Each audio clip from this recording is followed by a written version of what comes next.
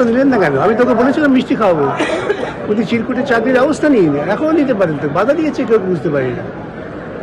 আর যখন ওর দুর্নীতি ধরা পড়ে তখন উনি চাইছেন বাম মহলের চিরকুট। ওহে মহিলা, আপনি সেই চিরকুট ধরে ধরে এক ব্যবস্থা নিন, কেউ আটকা দেবেন। আমি তো সবসময় বলি যে লোকে বিপদে পড়লে ভগবানের স্মরণ নেয়, তৃণমূল এবং মমতা বিপদে পড়লেই বিকাশ এবং সিপিএমের স্মরণ নেয়। এই জন্য উনি কি বলছেন তা দিয়ে তো ভাবনা চিন্তা করে লাভ নেই। ও আমাকে স্মরণ করতে পারে ঘুম থেকে উঠে ঘুমার সময়, আমি ওকে আশীর্বাদ দিতে পারবো না। আমার এখন একটাই ওর পক্ষে আশীর্বাদ যে আগামী দিনে ওকে জেলে থাকতে হবে, সেই ব্যবস্থাটা করা তৈরি হচ্ছে। ক্যাবিনেট যদি সিদ্ধান্ত নেয়, সেখানে বলে যে যারা দুর্নীতিগ্রস্তভাবে চাকরি গেছে তাদের চাকরি দেওয়ার জন্য আমি সিদ্ধান্ত করছি, সরকারি পয়সা খরচ করে নতুন পদ তৈরি করছি বেআইনিভাবে, সেটা তো আরও বড় দুর্নীতি, এবং সেটা তো সুপ্রিম কোর্ট বিচার করবেন বলে ভিন্নভাবে রেখেছেন। প্রথম মামলা করেছিলেন, আমি ভাবছি নোবেল প্রাইজের জন্য ওর নাম রেকমেন্ড করব। খুব ভালো কথা, করুন না, কোনো আপত্তি নেই। অন্ততপক্ষে ও জীবনে একটা সৎ কাজ করবে, সেই সৎ কাজটা করুন। 2016 প্যানেল বাতিলের নির্দেশ সুপ্রিম কোর্টের, আর এই নিয়ে মুখ্যমন্ত্রী মমতা বন্দ্যোপাধ্যায় আক্রমণ করলেন বিকাশ ভট্টাচার্য এবং সুকান্ত মজুমদারকে। তিনি বলেন, বিকাশ ভট্টাচার্য কেন নোবেল পাচ্ছেন না? এই চাকরি বাতিলের জন্য আমাকে দায়ী করছেন সুকান্ত মজুমদার।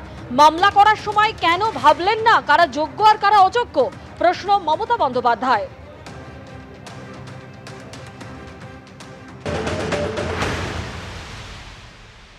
আমি অবাক হয়ে যাই, এখানে কেসটা করেছিলেন কে? বিকাশবাবু। তিনি তো পৃথিবীর সবচেয়ে বৃহত্তম লয়ার। তাকে কেন তিনি এখনো নোবেল প্রাইজ পাচ্ছেন না আমি জানি না। পাওয়া উচিত। ভাবছি একটা রেকমেন্ডেশন করব। এতগুলো মানুষের চাকরি যাওয়ার পরে বিজেপির মন্ত্রী সুকান্তবাবু বলছেন যে এর জন্য অযোগ্যদের জন্য যোগ্যদের চাকরি গেছে, এর জন্য আমি নাকি দায়ী। তো আপনারা প্রথমে যখন কেস করলেন একবার ভাবলেন না কারা যোগ্য আর কারা অযোগ্য? সেটা তো গভর্নমেন্টকে ভাবতেও দিলেন না। আপনারা নিজে যোগ্য তো? সবসময় বাংলাকে কেন টার্গেট করা হবে? কি দোষ করেছে বাংলার ছেলেমেয়েরা? কি দেশ করেছে বাংলার স্টুডেন্ট ইউথরা? আমার তো এখনও 1 লক্ষ চাকরি ভ্যাকেন্সি আছে স্কুলে, কলেজে। শুধু এই কেসটার জন্য আমরা করতে পারছিলাম না। হাইকোর্টে এই ভার্ডিক্টটা প্রথম দিয়েছিলেন বিজেপির একজন, যিনি এখন এমপি হয়েছেন। জাজমেন্ট জুডিশিয়ারি ছেড়ে দিয়ে বিজেপির এমপি হয়েছে, গাঙ্গুলি না ডাঙ্গুলি, আমি ঠিক জানি না তার আসল নামটা, পরে জেনে নেব। Sorry.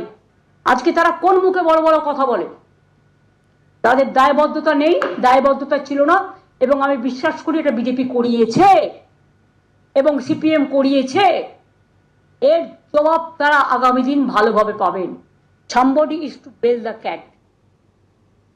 This is the right time, and that's why this warning bell to CPM and BJP party, কারো চাকরি দেওয়ার ক্ষমতা নেই, কেড়ে নেবেন না।